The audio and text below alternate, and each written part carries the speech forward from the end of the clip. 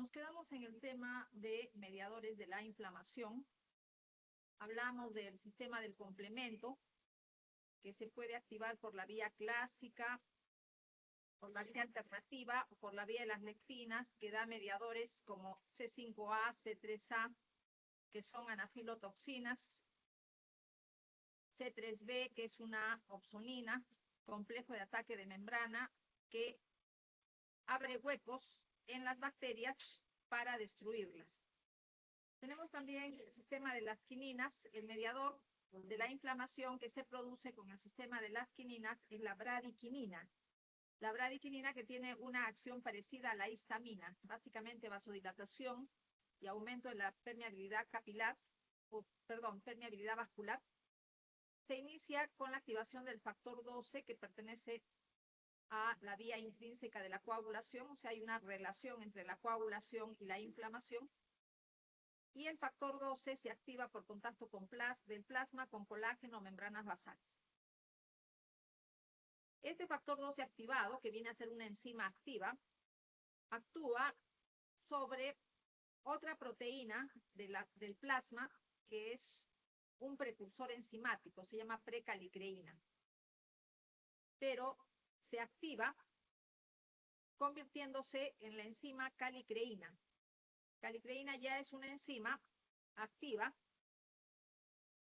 y su sustrato es una proteína normal del plasma que se llama quinenógeno de alto peso molecular, dando el mediador inflamatorio bradiquinina. La bradiquinina es parecida a histamina. En cuanto a inflamación, causa vasodilatación y aumento de la permeabilidad vascular. También bradiquinina produce dolor cuando se inyecta en la piel, pero más que producir dolor en sí misma, lo que hace bradiquinina es aumenta la sensibilidad de los receptores nocioceptivos de dolor de los tejidos de nuestro cuerpo. Bradiquinina, como tiene acciones proinflamatorias, solamente tiene que estar activa mientras se le necesite para producir el fenómeno inflamatorio. Entonces, existen enzimas normales del plasma que la inactivan, se llaman cininases. Entonces, un mediador de la inflamación, pero tiene poco tiempo de acción por su inactivación rápida. Y como vamos a ver más adelante, muchos mediadores de la inflamación tienen una acción muy rápida. Algunos se degradan solos, otros se degradan porque tienen un mecanismo de degradación específico. Pasamos a los metabolitos más importantes de la inflamación, que son los metabolitos del ácido araquidónico. Aquí vamos a hablar del origen de varios mediadores de la inflamación, pero después vamos a pasar a dos citoquinas que son también fundamentales en inflamación. Estos mediadores de la inflamación se llaman también autacoides. Un autacoide es una sustancia de rápida formación, acción local y degradación rápida. O sea, actúa y rápidamente se degrada solo. También se les llama eicosanoides porque son moléculas que tienen 20 carbonos. Este prefijo eicosa significa 20. Por ejemplo, si decimos la palabra eicosaedro, estamos refiriéndonos a un poliedro de 20 lados. Entonces, eicosa significa 20. Y tiene efectivamente 20 carbonos. Esta es la molécula del ácido araquidónico y tiene 20 carbonos porque si contamos un carbono 1, 2, 3, 4, etc., hasta el final son 20 carbonos, por eso se llaman eicosanoides. Y el ácido araquidónico tiene un nombre químico que es el ácido 5, 8, 11 y 14, eicosa, tetraenoico. Tetra significa 4, entonces tiene 4 dobles enlaces. Aquí está en el carbono 5, en el carbono 8, en el carbono 11, etc., ¿no?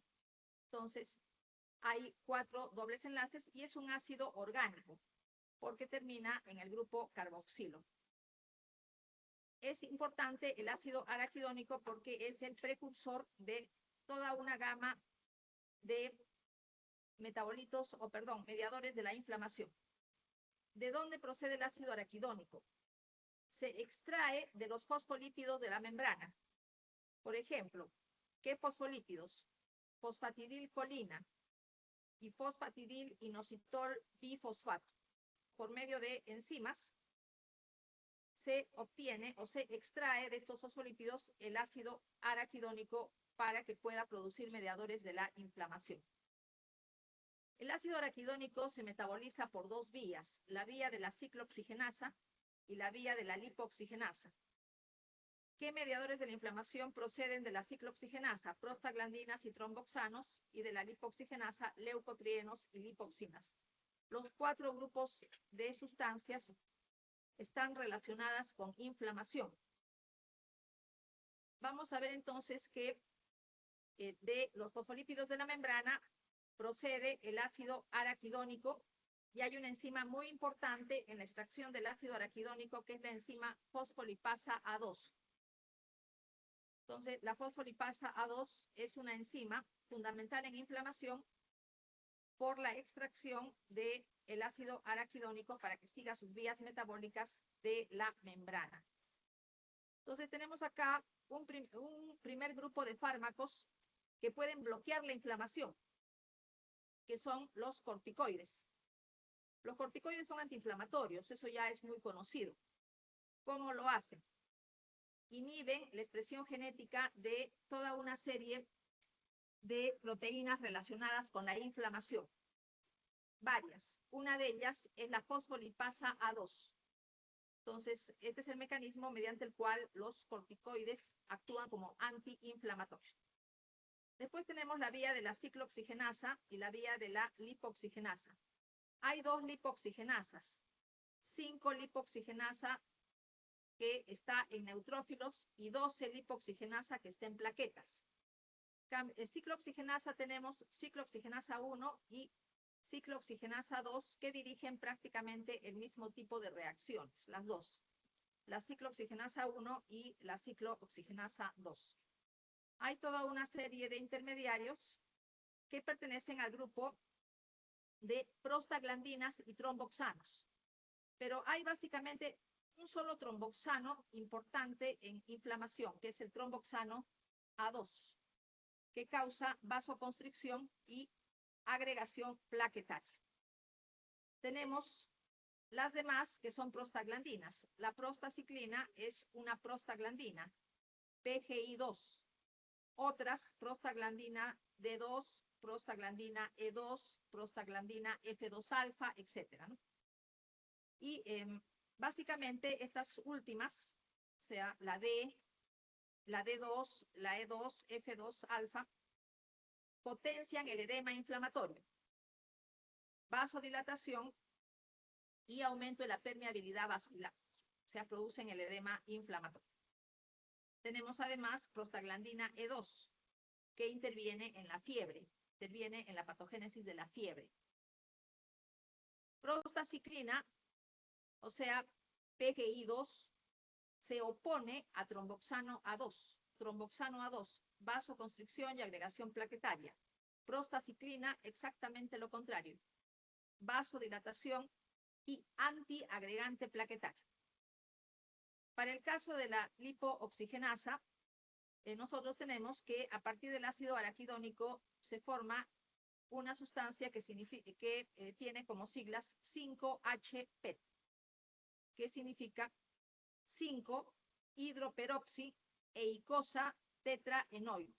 Eso significa 5-PET, que después se metaboliza a 5-ET, 5-hidroxi-eicosa tetraenoico, que es quimiotáctico. O sea, 5-ET ya es quimiotáctico, ya interviene directamente en la inflamación. Tenemos que 5-HPT va a leucotrienos como leucotrieno A, A2 que se convierte, leucotrieno A4 que se convierte en leucotrieno B4, que es también quimiotáctico. Tenemos ya 2 sustancias quimiotácticas que las estamos viendo, leucotrieno B4, 5-ET, y tenemos un grupo especial de leucotrienos, C4, D4 y E4, fundamentales en el asma, porque causan broncoconstricción, fundamentales en el asma. Pero también vasodilatación y aumento de la permeabilidad vascular. O sea, igualmente potencian el edema inflamatorio. Entonces, de más está decir su importancia en el asma. Como metabolitos de la 12-lipoxigenasa, que es una lipoxigenasa de las plaquetas, se obtienen lipoxinas. Tenemos, por ejemplo, lipoxina A4, lipoxina B4, son antiinflamatorias. Estas lipoxinas más bien se oponen a la inflamación. Terapia antiinflamatoria. Por ejemplo, tenemos fármacos que inhiben la ciclooxigenasa 1 y la ciclooxigenasa 2. Básicamente aspirina y antiinflamatorios no esteroideos. Tenemos inhibidores específicos de ciclooxigenasa 2. ¿Por qué es importante que haya inhibidores solo de ciclooxigenasa 2? Tenemos el grupo de inhibidores amplios, porque la ciclooxigenasa 1 tiene importancia fisiológica. Interviene en la regulación del equilibrio ácido-base. O sea, no es cuestión de bloquear ciclooxigenasa 1 para combatir la inflamación, porque se alteran funciones normales de ciclooxigenasa 1, como es la de metabolitos de ciclooxigenasa 1, como es la regulación del equilibrio ácido-base. Tenemos también la protección de mucosas. En cambio, ciclooxigenasa 2 es una enzima que se activa básicamente en inflamación. Ciclooxigenasa 1 activa en inflamación y en circunstancias normales. Siempre está activa.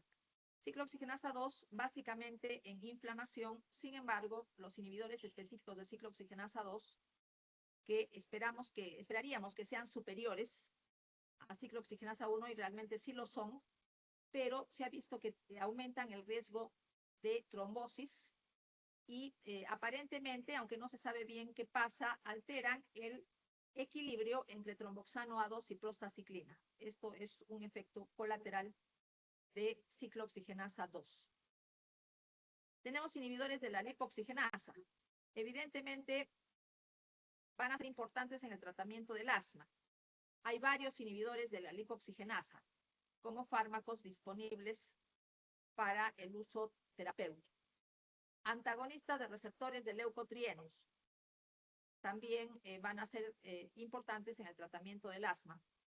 Se ha observado que el aceite de pescado tiene ácidos grasos poliinsaturados que son malos sustratos de ciclooxigenasas y lipoxigenasas.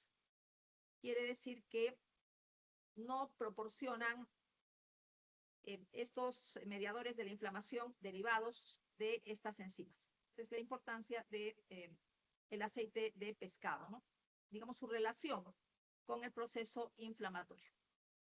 Hemos hablado de los glucocorticoides. Decíamos, por ejemplo, que inhiben la expresión genética de la fosfolipasa A2. Pero no solamente eso, sino también inhiben la expresión de ciclooxigenasa 2, la expresión de citoquinas proinflamatorias y la óxido nítrico sintetasa inducible, que es una óxido nítrico sintetasa que solamente se activa en inflamación. Normalmente no está activa y se activa básicamente en macrófago. Entonces, como inhibe la expresión genética, reduce la transcripción de los genes codificadores, ¿no? A ese nivel actúan los glucocorticoides.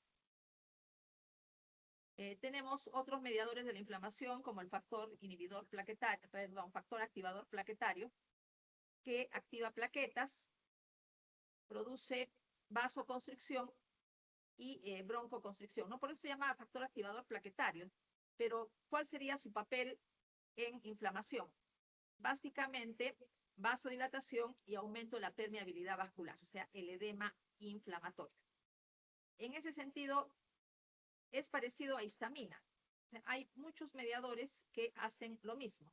Vasodilatación y aumento de la permeabilidad vascular. Tenemos el factor activador plaquetario, tenemos histamina, tenemos bradiquinina, tenemos serotonina, tenemos algunos leucotrienos y también tenemos prostaglandinas. O sea, son muchos los mediadores que hacen esta acción inflamatoria.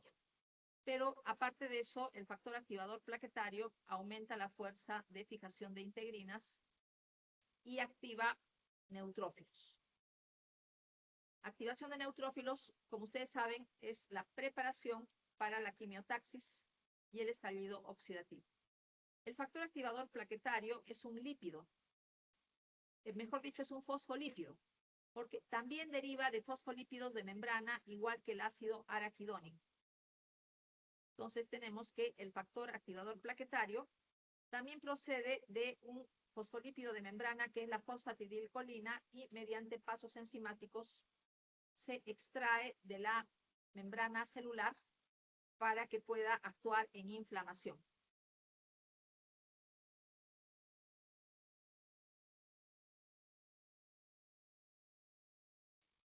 Vamos a ver dos citoquinas fundamentales en inflamación: factor de necrosis tumoral e interleuquina 1. Estos dos tienen muchísimas acciones relacionadas con la inflamación, pero no solo con la inflamación aguda, sino también con la inflamación crónica y también con la reparación. O sea, tienen una amplia variedad de acciones. La interleuquina 1 se produce en el inflamasoma, que es un complejo citológico multiproteico que se ensambla por detección de daño celular.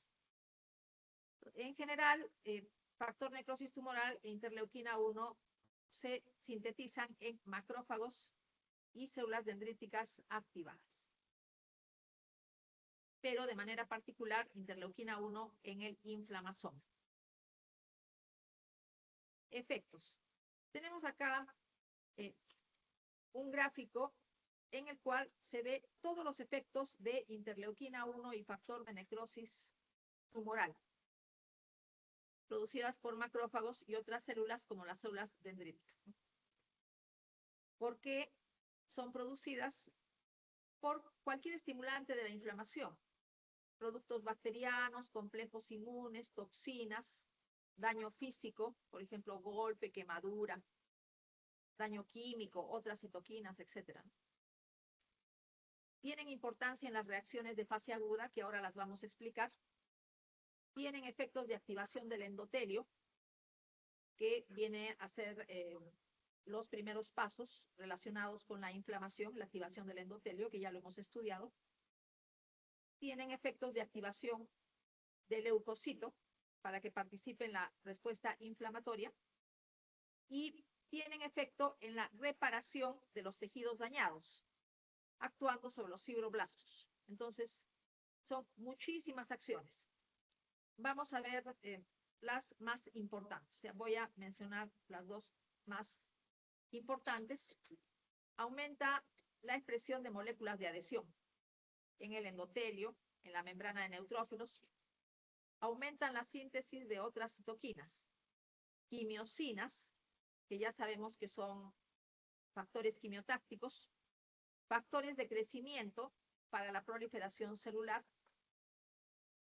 e icosanoides, que los acabamos de ver, y óxido nítrico.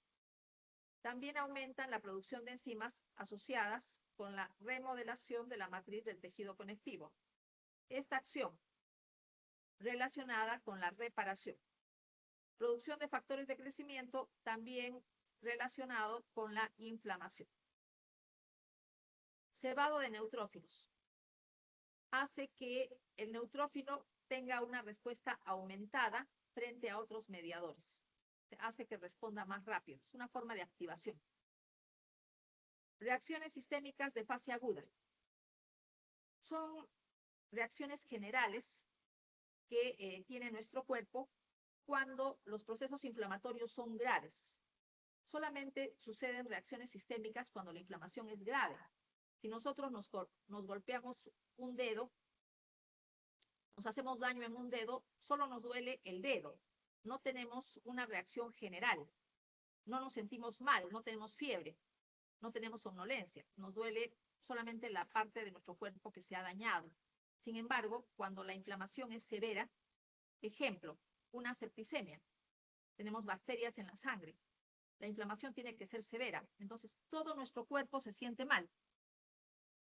Y estas reacciones sistémicas, porque comprometen todo el cuerpo, son fiebre, pérdida del apetito. En el caso de alteraciones del hemograma, leucocitosis con desviación izquierda.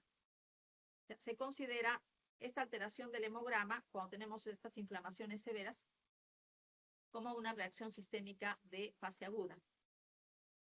Y se produce la liberación de ACTH por parte de la hipófisis y de glucocorticoides por parte de las glándulas suprarrenales. Tenemos además otro tipo de reacciones de fase aguda que son producción de proteínas de fase aguda. Acá tenemos lo que ya hemos dicho, fiebre, somnolencia, disminución del apetito. ¿Qué pasa cuando tenemos una inflamación fuerte, ¿no? Y hay una reacción de fase aguda? Nuestro hígado empieza a sintetizar una serie de proteínas que solo las sintetiza cuando hay una inflamación grave en nuestro cuerpo, nada más. Tenemos, por ejemplo, la hepcidina, la proteína C reactiva, el fibrinógeno, etcétera, ¿no? Tenemos también la proteína precursora del amiloide. Entonces, esto significa, es parte de la reacción de fase aguda y son las proteínas de fase aguda. Y tenemos efectos graves, como son los efectos que se observan en el shock séptico.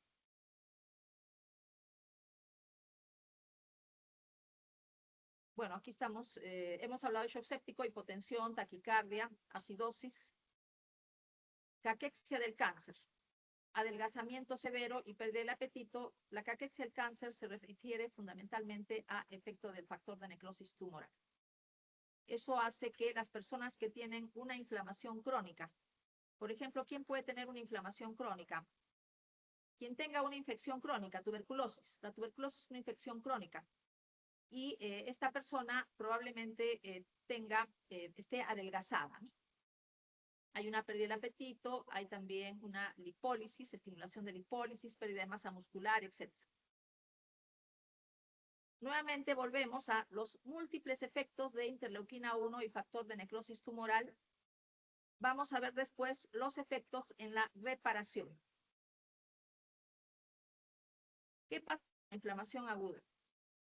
En algún momento, los neutrófilos y macrófagos tienen que eliminar al agente infeccioso. Eso sucede la mayor parte de las veces. Se elimina la totalidad del agente infeccioso. Todas las bacterias que nos han invadido, todos los virus, todos los parásitos, etc. Eso significa resolución completa. El agente agresor se eliminó. Cuando ya se termina de fagocitar y eliminar todo el tejido muerto, entonces tiene que resolverse la inflamación. La inflamación pues no puede durar tiempos prolongados. Tiene que durar el tiempo que se necesita para que se elimine totalmente el agresor. Y después todos los fenómenos inflamatorios tienen que remitir, tienen que desaparecer. ¿Por qué desaparecen? Porque se deja de producir mediadores químicos. Si ya no hay agente infeccioso, agente agresor, ya no se producen mediadores químicos de la inflamación. Estos además tienen vida media corta o son inactivados. Entonces desaparecen todos los mediadores químicos de la inflamación porque ya no se les necesita. Ya nuestro organismo eliminó la inflamación. Si no hay mediadores de la inflamación, deja de haber permeabilidad vascular, deja de salir líquido rico en proteínas. Ahora, todos los neutrófilos que salieron al extravascular ya fagocitaron a las bacterias, virus, tejido muerto, ya no se les necesita. Tienen que morir por apoptosis, tienen que desaparecer. Y por último, pueden ser fagocitados por los macrófagos. Y al final también los macrófagos van a la apoptosis. El líquido del edema se reabsorbe por los linfáticos. Entonces, al final, el edema también desaparece. Todo el líquido que salió del intravascular hacia afuera no es que regrese tampoco al intravascular, sino que pasa a los linfáticos hasta que desaparezca el edema. Tenemos bueno, todo se fagocita para que se elimine todo el material muerto. La inflamación dañó nuestros tejidos, entonces también nuestros tejidos muertos durante el proceso inflamatorio tienen que eliminarse. Y por último, tenemos el proceso de reparación. Cuando puede haber regeneración de células parenquimatosas, se produce. Cuando no puede haber regeneración, se forma una cicatriz. Tenemos acá lo que pasa.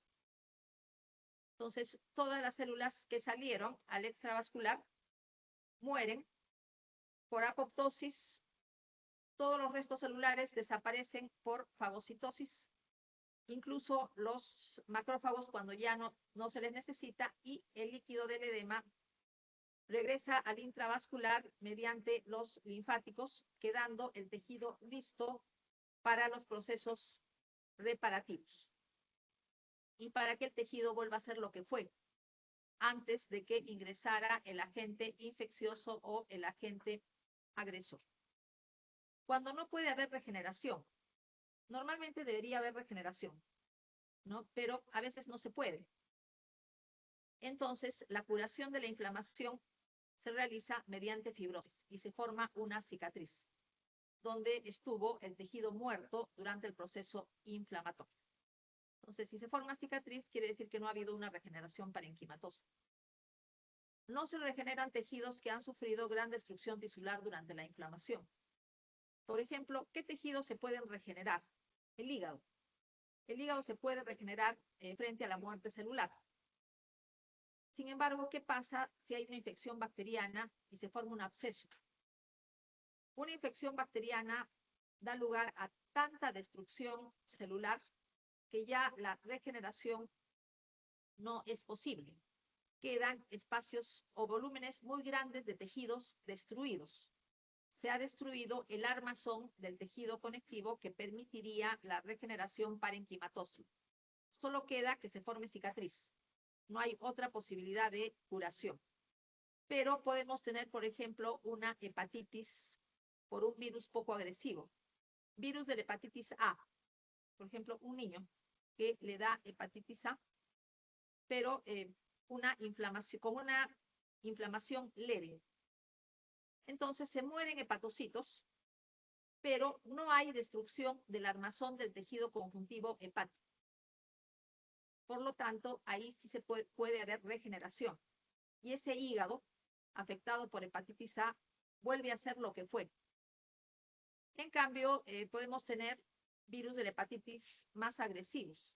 Virus B, virus C, más agresivos, que generan mayor muerte celular y pueden dar lugar a un proceso inflamatorio que destruya inclusive el armazón de tejido conectivo de fibras de reticulina, y eso hace que se formen cicatrices. No pueda haber una regeneración y el hígado no vuelva a ser lo que fue, aunque se elimine el virus de la hepatitis.